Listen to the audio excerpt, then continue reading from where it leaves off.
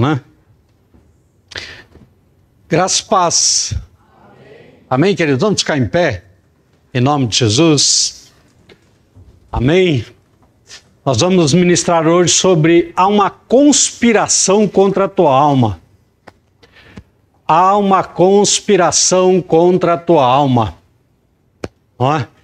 E nós deveríamos saber e termos consciência disto, que há uma conspiração contra a minha alma, contra a tua alma. Querido, encoste aí em alguém. Eu quero que você ore por esta vida, de preferência, se não for da mesma família. Mas encoste em alguém aí, ore por esta vida, ore por esta família. Peça ao Espírito Santo de Deus que fale aos nossos corações. Que o Senhor esteja presente, em nome de Jesus. Oh, meu Deus, em nome de Jesus. Em nome de Jesus. Oh, meu Deus, em nome de Jesus. Em nome de Jesus, Pai amado, vai tocando, vai visitando, vai libertando, vai dando graça. Em nome de Jesus de Nazaré. Em nome de Jesus de Nazaré. Ó Deus, visita cada irmão, Pai, cada pessoa aqui, em nome de Jesus. Em nome de Jesus, Pai amado, põe a tua graça. Em nome de Jesus. Amém. Amém, queridos?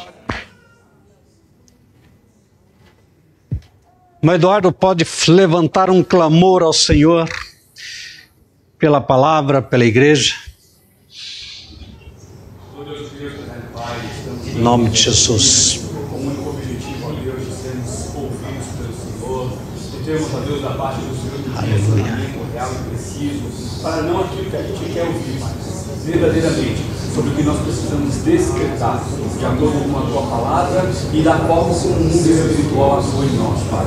Por isso nós oramos, ó Deus, em nome de Jesus, que quebre todo impedimento, toda barreira, toda distração, Pai, que tudo aquilo que possa nos tentar roubar a palavra, meu Deus, que essa conspiração que muitas vezes nós não enxergamos, meu Pai, que o Senhor venha nos trazer, meu Deus, uma clareza, uma absoluta clareza, para que a gente venha estarmos despertos e correspondermos, ó Deus, ao que o Senhor deseja de nós como igreja, como teu filho amado, ó Pai, aquilo, meu Pai, que o Senhor investiu alto e poderosamente através do sangue glorioso de Jesus Cristo. Pedimos a tua bênção, Senhor Deus, fica conosco.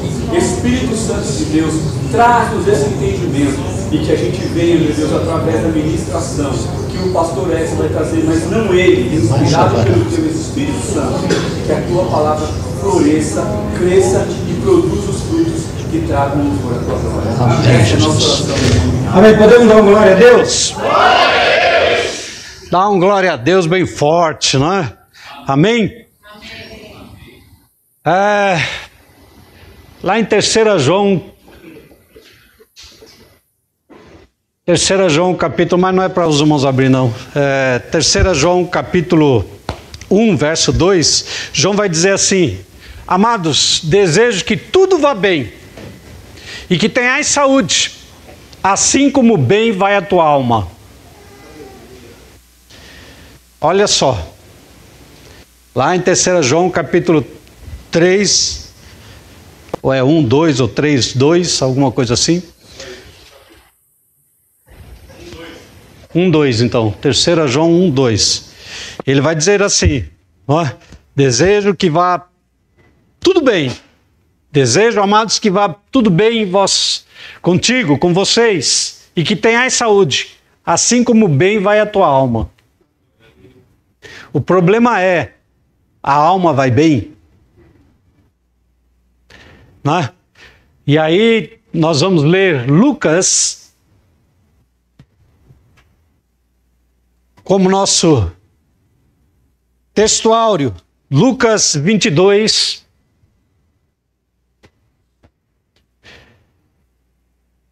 (31). Podemos ler todos?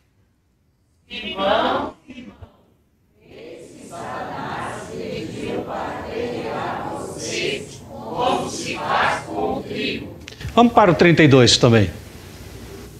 Contudo, eu orei por você, para que a sua fé não desfaleça. Quando, porém, você se converter, fortaleça os seus irmãos. Voltando para o 31. Simão, Simão, eis que Satanás pediu para peneirar vocês como se faz com trigo. 32. Contudo, eu orei por você, para que a sua fé não desfaleça. Quando, porém, você se converter, fortaleça os seus irmãos. Amém? Podemos assentar.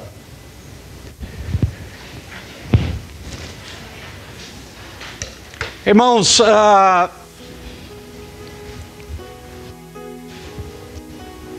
nós estamos em guerra espiritual continuamente.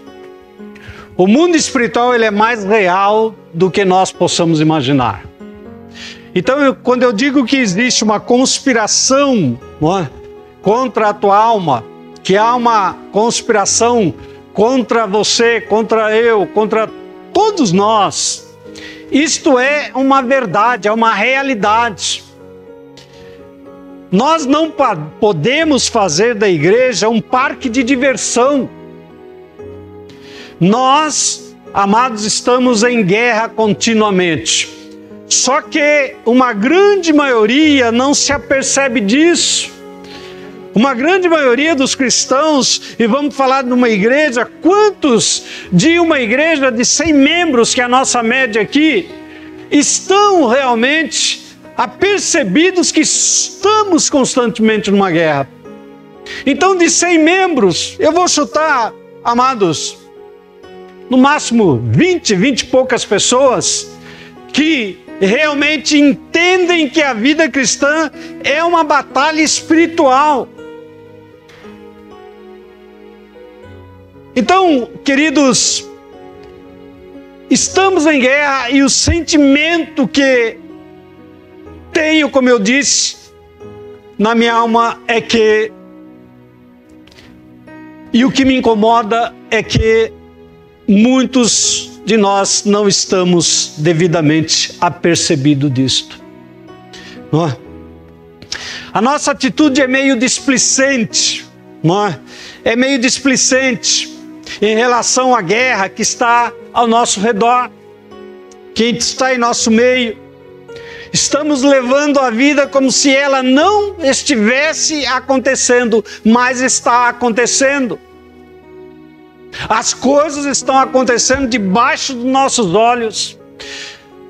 Ou como diria alguém, debaixo do nosso nariz, e nós não nos apercebemos. Nós, amados, ficamos alheios, apáticos.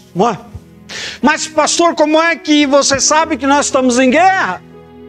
Porque está escrito. Ora, está escrito em Efésios 6,12: pois não temos que lutar contra a carne e o sangue, e sim contra os principados, contra as potestades, contra os poderes deste mundo tenebroso, contra as forças espirituais da maldade nas regiões celestes. Há uma guerra espiritual. Como eu sei que é uma guerra? Porque está escrito, 1 Pedro 5,8: sede sóbrios, vigiai, o vosso adversário, o diabo, anda em derredor, rugindo como leão, buscando a quem possa tragar. Estamos em guerra. E como é que eu sei disso? Porque está escrito. Ora, em 1 Timóteo 2, 3, 4, a palavra vai dizer: sofre, pois, comigo as aflições, como de um bom soldado de Cristo Jesus. Nenhum soldado em serviço se embaraça com o negócio desta vida, a fim de agradar aquele que alistou para a guerra. Se ele está dizendo, sofre comigo as aflições, como um bom soldado em Cristo, para que serve soldado? Para a batalha, para a peleja, para a guerra, não é? Então, queridos, ela é real e ela acontece. E muitos na igreja estão adormecidos, estão deixando a vida levar, tocando a vida, nem vou dizer espiritual, mas religiosa, para ver no que vai dar, e vai dar ruim. Vai dar ruim. Se continuar do jeito que está, levando com a barriga, sem uma conscientização, amados, vai dar ruim. Então não pague para ver, porque vai ser ruim. Não é? Então, queridos, quando o apóstolo Paulo está dizendo, participa comigo das minhas aflições, sofrendo como um bom soldado, em Cristo Jesus, é porque existe uma guerra. Ora, não pensem que Jesus, quando veio ao mundo, que ele não viria para uma guerra, e ele veio para esta guerra, ele veio para este combate. Ele sabia que ia sofrer resistência, porque o Deus deste mundo, o Deus desse século é o diabo, é Satanás, é ele quem domina este mundo. E aqueles que querem servir a Deus neste mundo sofrem resistência. E quem não está sofrendo resistência é porque não oferece perigo para as forças da maldade. Pastor, eu estou tranquilinho, como diz o pastor Márcio, estou tranquilinho, sem resistência nenhuma. Então tem alguma coisa errada. Porque um bom soldado de Cristo, aquele que está imbuído, está comprometido com esta guerra, ele vai sofrer resistência sim. Ora, Jesus, quando começa o ministério, começa a resistência. O diabo quer de toda maneira fazer com que Jesus não chegue ao final da sua missão, de morrer por nós na cruz do Calvário e pela remissão dos pecados, pelo derramar do seu sangue. E ele vai com todas as suas forças tentar impedir que Jesus Cristo cumpra a sua missão. Ora, a primeira coisa que ele faz é levar Jesus a um pináculo e mostrar todos os reinos deste mundo que ele tinha domínio. Se prostrado me adorar, tudo isso é teu. Todo este reino em que você vê é teu. Transforma estas pedras em pão, porque Jesus já estava há 40 dias em jejum. Ora, invoca os anjos e o Senhor lhe dará ordem ao seu respeito, eles virão em teu socorro. Mas Jesus sempre rebatendo com a palavra de Deus. E ele, quando falou do pão, Jesus disse, nem só de pão viverá o homem, mas sim de toda a palavra que procede da boca de Deus. E ele resistia ao diabo pela palavra. Apartai-vos de mim. E é isso que está escrito em 1 Pedro, que nós lemos em 5:8. Sede sóbrios, vigiai. O vosso adversário, o diabo, anda em derredor, rugindo como leão, buscando a quem possa tragar. E Jesus resistiu. Ora, Jesus chegou a suar sangue no Getsêmani, antes dele que ele fosse padecer as dores do sacrifício. Ele resistiu até o sangue. É uma batalha. Ora, quando nós vemos a luta de Moisés contra o Faraó está representando as forças da maldade. É Faraó de um lado representando as forças da maldade, o diabo, e do outro lado Moisés representando as forças superiores em Cristo Jesus, em Deus, e vai entrar no embate que não envolve, amados, arma bélica, não envolve, amados, nenhuma guerra no sentido de armamento como temos hoje, mas sim, amados, uma guerra espiritual se travou como nunca se travou antes que existiu o mundo. Um embate entre Deus e Satanás. Moisés representando a Deus e então o Faraó representando a Satanás. Então, em todos os tempos, sempre houveram batalhas, guerras, e não foi diferente com os discípulos. Os discípulos sofreram, padeceram, não é? Degolado, crucificado de cabeça para baixo, morreram, padeceram pelo Evangelho, por amor de Cristo, porque eles estavam numa guerra. Se não fosse guerra, os apóstolos teriam morrido de morte natural em dias avançados normalmente, mas era guerra. E o que a igreja quer hoje? A igreja dos nossos dias, do século 21, a igreja quer bênção. A igreja não quer batalha, a igreja não quer luta. O que a igreja quer é bênção. E até para se conseguir as bênçãos é necessário batalha. Vocês vão lembrar, lá na passagem de Daniel, quando Daniel começa a orar, e então o anjo enviado pelo Senhor não consegue passar lá naquela região onde Daniel estava, porque haviam principados impedido que ele passasse para chegar até Daniel com a sua resposta de oração. Foi necessário que o Senhor enviasse um arcanjo para ajudar aquele anjo para poder ultrapassar as barreiras que estavam impedindo aquele anjo de passar. E então era batalha, e a batalha acontece, amados, continuamente, e a igreja não desperta. A igreja continua como que imune, a igreja continua como adormecida, e na verdade não é só dormência, mas é uma doença. A igreja está doente, a igreja está anêmica, a igreja está em inanição, a igreja está, amados, de uma forma que realmente é de se lamentar. Porque a igreja não quer combate, a igreja não quer luta, a igreja, amados, se acomodou. E nós precisamos, amados, voltar a nossa consciência diante daquilo para o qual nós somos chamados, não é? Para a glória do Senhor. Então existe uma conspiração maligna para achincalhar, para destruir a igreja, as vidas. Isso é real. Então, isso é nítido aos nossos olhos quando nós percebemos. Nós percebemos a frequência da igreja.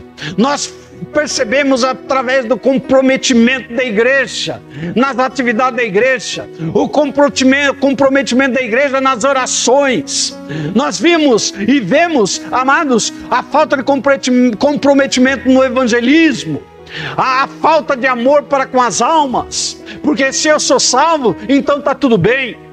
Se eu fui salvo e você é salvo e eu sou salvo graças a alguém que nos pregou a palavra de Deus, graças a alguém que orou por nós, alguém que intercedeu pela tua vida, pelas nossas vidas, alguém que chegou a você com um panfleto, alguém que lhe convidou para um culto, alguém que lhe pregou a palavra. De alguma forma você chegou ao conhecimento da palavra de Deus por esses instrumentos.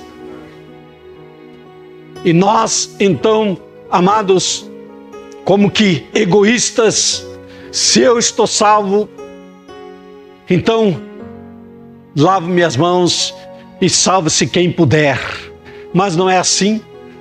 Nós não podemos guardar conosco algo maravilhoso que foi nos entregue, que é esta salvação em Cristo Jesus. E se nós tivéssemos, amado, esse amor pela palavra, esse amor pela obra, nós estaríamos imbuídos em também levar esta mensagem a outras vidas.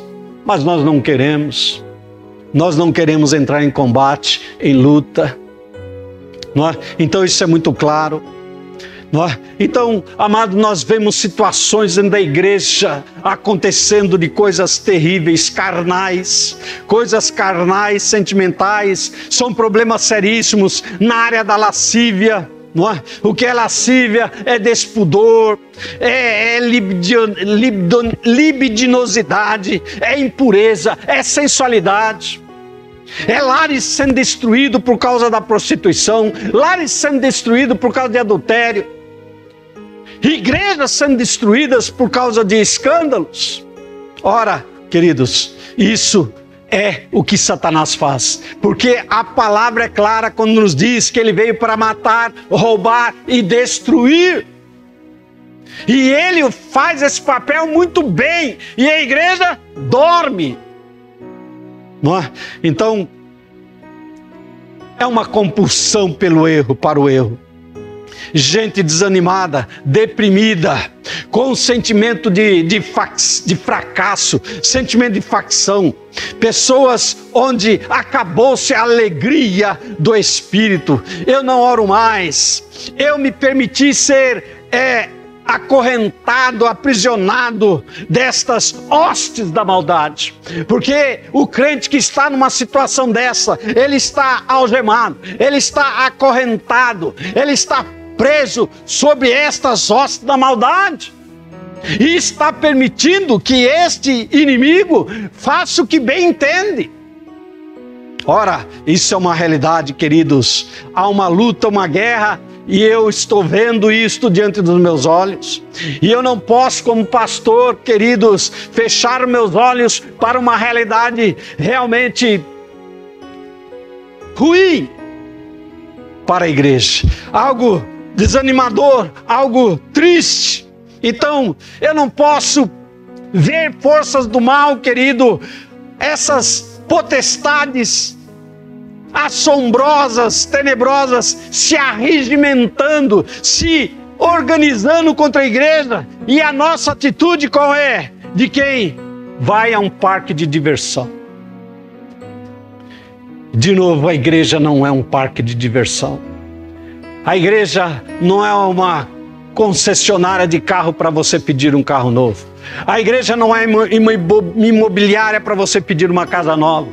A igreja, amado, não foi constituída para satisfazer o nosso ego, para satisfazer as nossas vontades. Por isso está escrito: buscar em primeiro lugar o reino de Deus e as demais coisas vos serão acrescentadas.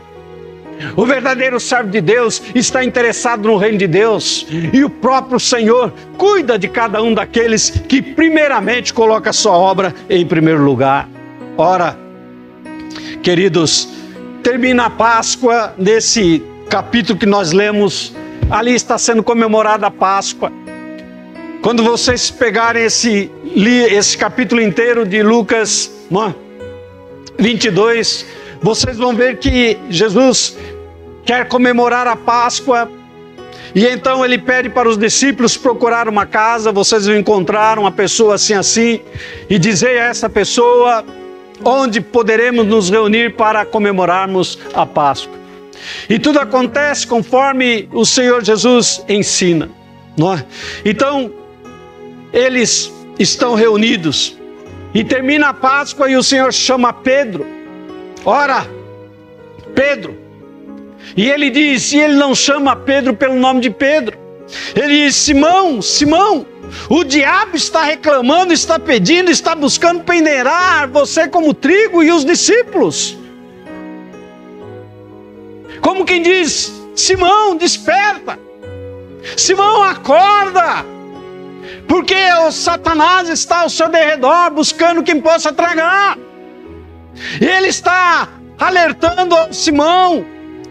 O diabo quer esmagá-lo, quer matá-lo, jogar você ao vento, como se joga a palha do trigo.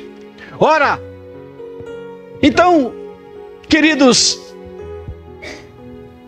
as dimensões da maldade que conspiram contra nós são muito mais perigosas do que nós imaginamos. São muito mais perigosas do que nós possamos imaginar. Ora, as dimensões da maldade são tenebrosas, conspiram contra nós, são muito mais perigosas do que pensamos ou queiramos admitir. É uma verdadeira guerra. Ora, a Bíblia Sagrada diz, e quando ela fala, aliás, Jesus chama Pedro e diz: Pedro, É Satanás que está procurando destruir com vocês. A Bíblia Sagrada diz em Apocalipse 12:12: pelo que alegrai-vos, ó céus, e vós que nele habitais, ai dos que habitam na terra e no mar, porque o diabo desceu a vós e tem grande ira, sabendo que pouco tempo lhe resta. E ele sabe disso, que pouco tempo lhe resta. Então a ira de Satanás está sobre a face da terra. E aqueles que estão ao lado de Deus, aqueles que estão ao lado do nosso Senhor Salvador Jesus Cristo, é uma resistência para ele. E ele não vai deixar por menos. Ele não vai deixar para lá. Aí entra o combate. Aí entra os soldados de Jesus. Então, amados, existe uma expressão jurídica no meio da advocacia que se chama juri speriandis em latim. Juri speriandis.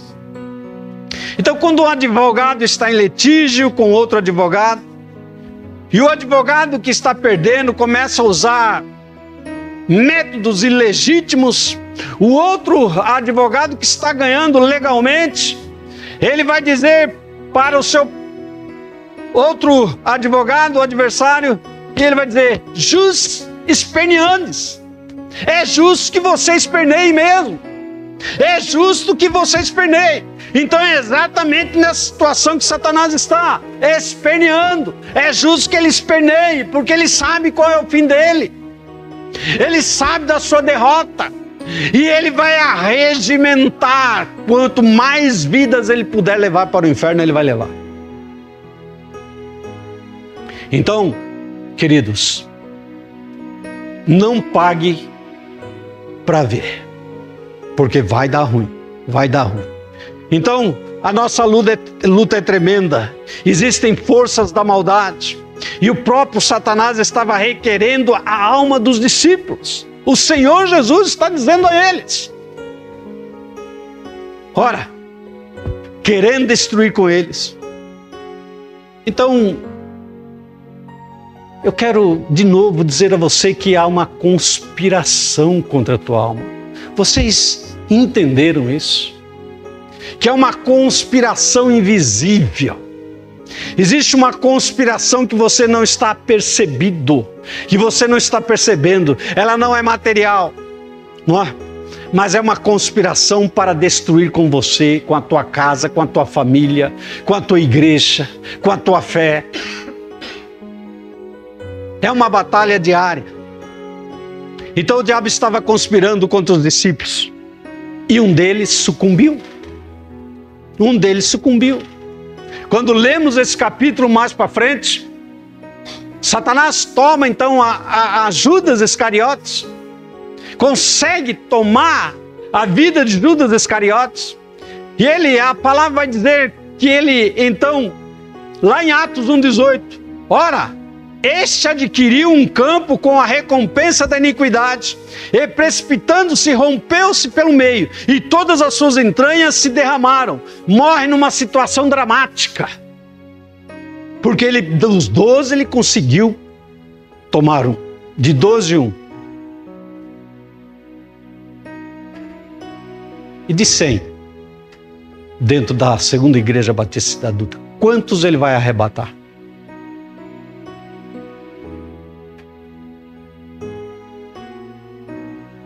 Dá quase 10% ou mais. Mas, se nós verificarmos a situação geral, ele vai levar muito mais. Eu diria aí 70%. Então, a situação é muito séria. Jesus chama Pedro e diz: Satanás está reclamando pela vida, sua vida e a dos seus irmãos, dos discípulos. Então, esse alerta de Jesus não é somente para Pedro, mas é para mim, é para você, é para nós. Essa mesma palavra vale para agora, para nós.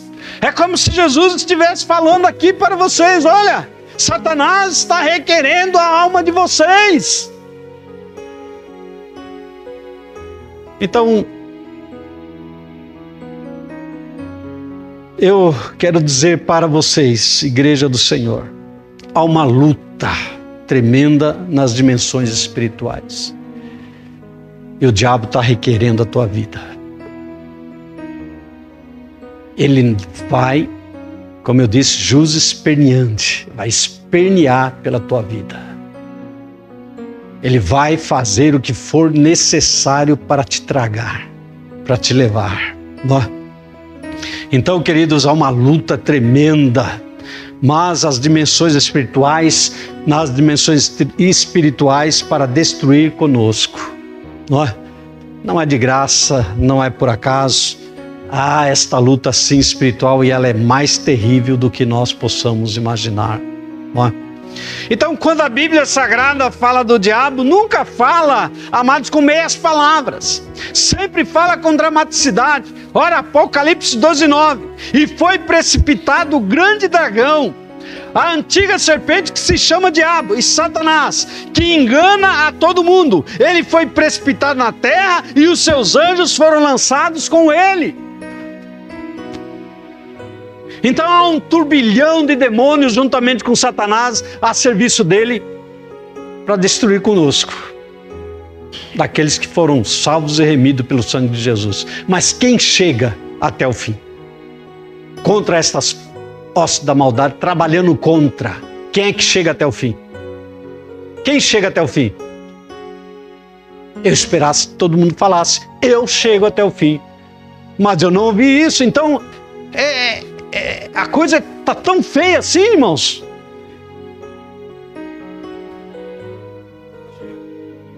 Não sei, eu não ouvi. Não é? Pelo menos chama a existência daquilo que não é. Ora, Romanos 4,17. Então, o que é que eu estou dizendo? Que você tem que se levantar para o combate.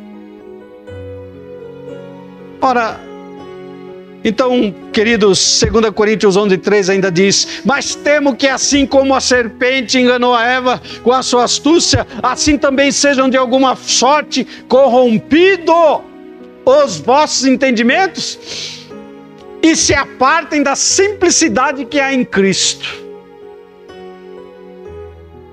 Não é? E eu vou dizer uma coisa para os irmãos: bravata espiritual não resolve.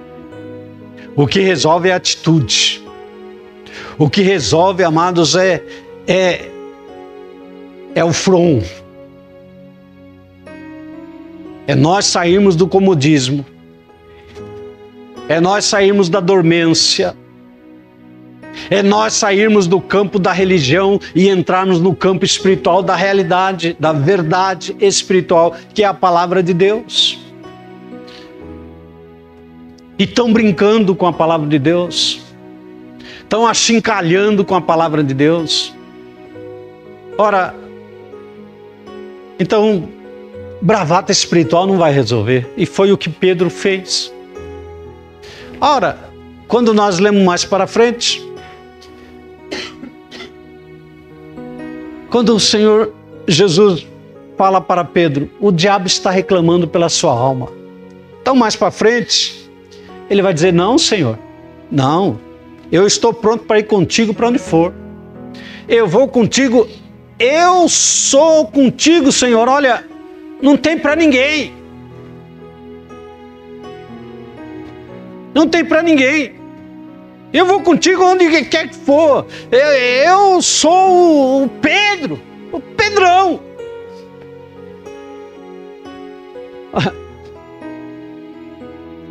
Então isso não vale para mim não, Senhor. Eu estou contigo até o fim. Não é? Bravata espiritual não resolve. Então, podem todos te enganar, podem todos te derrotar, mas comigo não.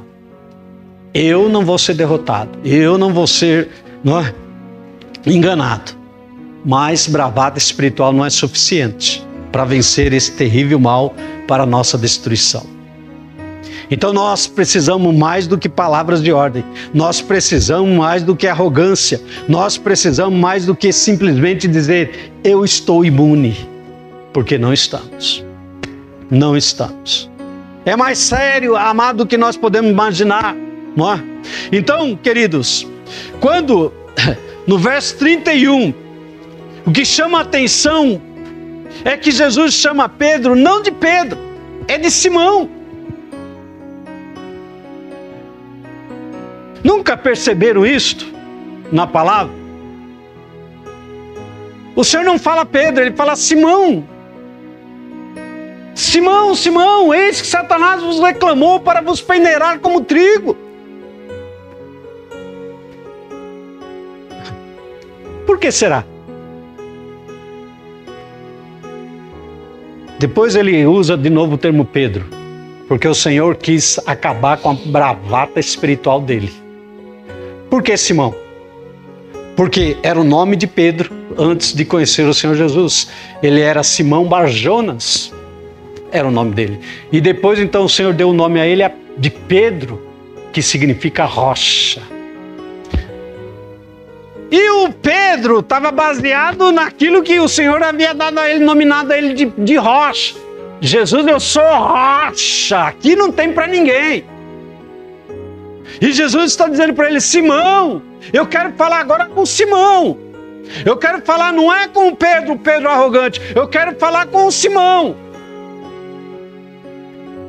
Sabe? Satanás vai te pegar na simplicidade. Ele não vai te atacar em algo sofisticado, não. Ele não vai te derrubar em algo de relevância. E antes que o galo cante 3 vezes, Pedro, você vai me negar 3 vezes. E foi o que aconteceu. E Pedro caiu em profunda amargura, porque ele caiu em algo irrelevante. Irrelevante. De simplesmente negar ao Senhor. Então bravata, amados, não resolve. Não vai resolver. Então, é como se o Senhor Jesus estivesse dizendo para ele, é com o nome Pedro que você vai me negar. É com o nome de Pedro que você vai me negar. Não é? Então o que eu quero dizer é o seguinte, não importa se você tem anos de experiência, anos de crente, isso, amados, não resolve. Não adianta. Você pode ter patente, você pode ter medalha, você pode ter o que você quiser. Você pode ser pastor, você pode ser presbítero, você pode ser o que for. Não resolve. O que você precisa ser é um soldado de Cristo. Com a armadura de Deus. Com o capacete da salvação. Com a couraça, com as botas, com a espada desembainhada. Isso resolve. Então, amados, as tentações não são difíceis, serão áreas tão simples. Não serão em coisas grandiosas, serão em áreas simples que ele vai atacar. Que nós achamos que precisa de algo muito grande para nos derrubar. E ele tem derrubado a igreja em coisas banais. Ele tem dado rasteira na igreja, está deixando a igreja dormindo em coisas simples. Não tem leitura da palavra. Não tem alimento. Não tem comprometimento com oração. Coisa simples. Você achou que ele iria te derrubar de que maneira? Não é? Então, amados, é assim que ele está derrubando a igreja. Uma igreja com falta de comprometimento. Uma igreja, amados, que não quer entrar em combate. Então Jesus chama a Pedro e diz: Pedro, o seu fracasso não será um fracasso retumbante. de uma coisa grandiosa. Vai ser naquilo que você, como diz assim, eu nunca poderia fazer. Você vai me negar dizendo que não me conhece. E Pedro caiu nessa mazela. E vai ser uma tentação aparentemente, queridos, tão fácil de resolver, mas vai cair. Não é? Então, amados, o diabo quer destruir com você, com a sua família, não é? Com o homem, com a mulher, não é? Através das suas palavras, através das suas atitudes. Tudo isso, amados, está dando arma para o nosso inimigo. Todas as palavras ditas em vão, todas as palavras, não vou dizer nem palavra, vou falar de palavrões. Pensamentos, de desejos carnais, tudo isso você vai dando armamento. É um traidor de Cristo. Porque está dando armamento ao inimigo, a Satanás. Eu sou um soldado de Cristo e dou munição para o diabo? Não, eu sou adorador de Jesus. Fala mal do outro? Não, eu sou adorador de Deus. Dá calote nos outros? Não, eu sou adorador de Deus. E não se dá com ninguém. Vamos ser sinceros, você é adorador de Satanás. Não, eu não vou medir palavras aqui, amado. Você é adorador de Satanás.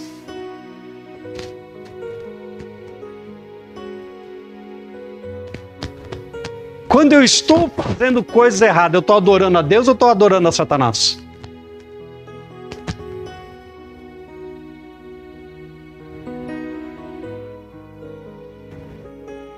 Então a questão de se posicionar, ou de um lado ou de outro.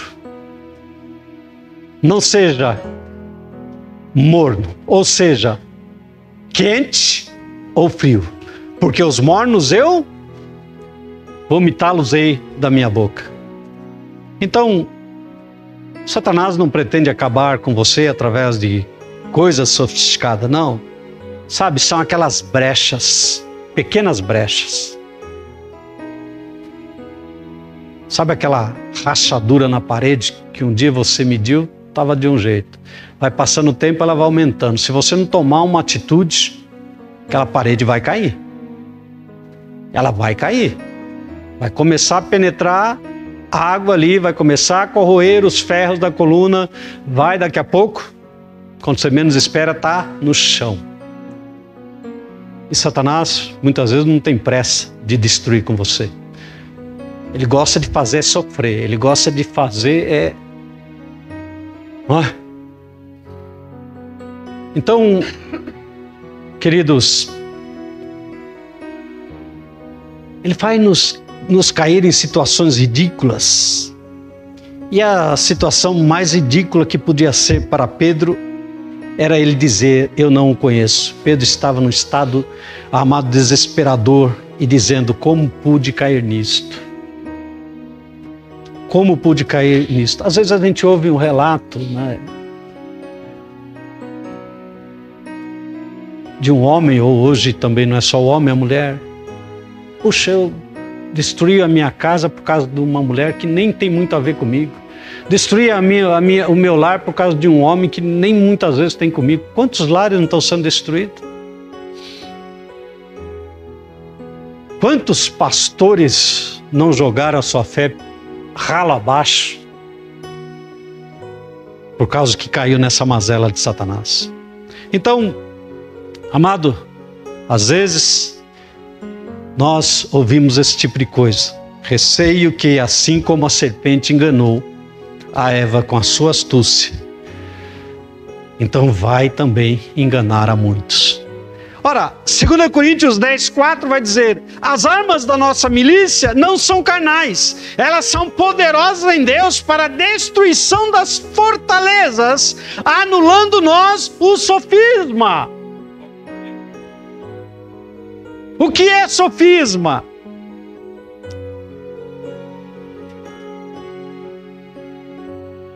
Ah, pastor, é algo sofisticado, não é? Sofisma é uma armação teológica que distorce a palavra de Deus. Vocês querem ver um exemplo de sofisma? Olha, o inferno não existe. No fim vai dar tudo certo, todo mundo vai ser salvo. Aí eu acredito, você acredita e vamos levar a vida cristã de qualquer jeito. Vai dar ruim. Isso é um sofisma. Porque ele existe, a punição virá. Virá e virá e virá. Por isso a palavra de Deus está nos advertindo hoje. Então, as artimanhas são sofismadas, são em dimensões que nós nunca imaginamos para a destruição das nossas vidas. Então, Satanás não visa só destruir você. Ele visa destruir você e muitos daqueles que dependem de você, que convivem com você. Então, ele nunca leva só um, ele leva muitos. Dependendo dos teus relacionamentos. Por exemplo, numa igreja, se ele derrubar o cabeça, derrubar o pastor, o arraial fica fácil dele dominar. Ele derruba o restante com a maior facilidade, não é? Então, há muitas vidas que estão na beira do abismo. E eu não estou falando de lá fora, eu estou falando dentro da nossa igreja, não é? Quantas pessoas já ouviram o teu testemunho?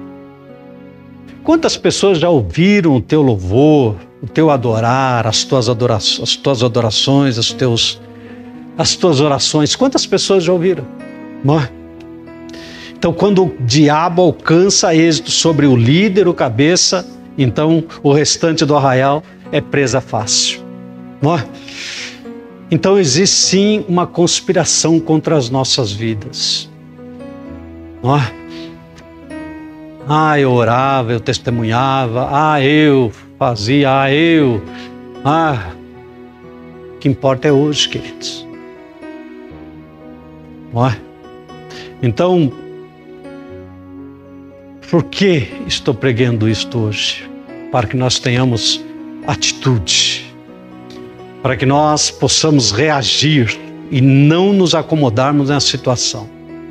Se nós estamos nessa situação, então desperta, levanta e clame ao Senhor. Então, a primeira atitude de nos refugiarmos em Cristo Jesus e dizer: Senhor, cuida de mim, Senhor.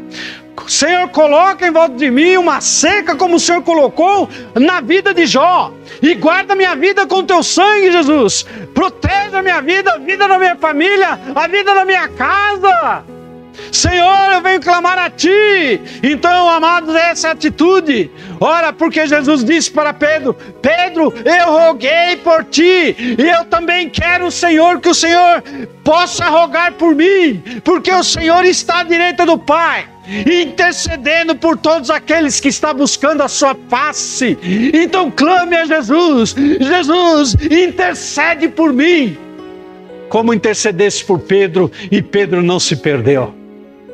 Arrependeu-se de negar a Cristo, se levantou, se tornou um homem de Deus, e até a sombra de Pedro curava os enfermos. Então não se deixe ser sugado para dentro do esgoto.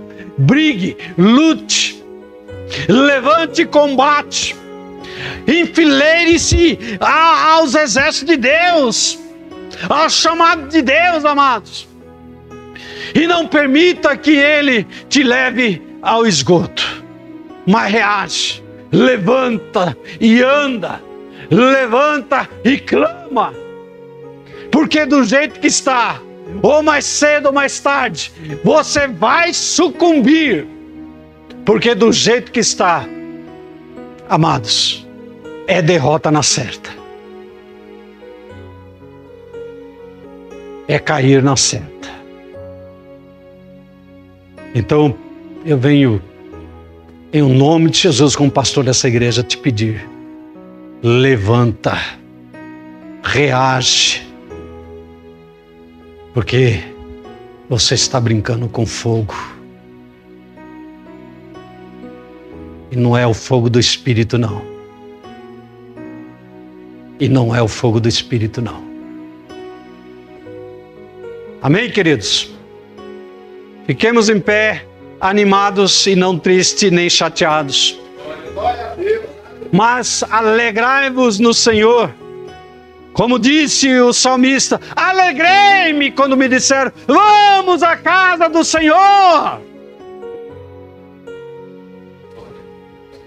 Depois dessa ministração, posso ouvir um glória a Deus? Mais bonito, mais forte. Fala para o teu irmão: você toma uma bênção. Você não precisa ficar nessa situação de apatia, de desânimo. Você não precisa ficar nessa situação. É levantar e clamar. Oh, aleluia. Chegou até os músicos. Podem vir, queridos, vamos aqui ministrar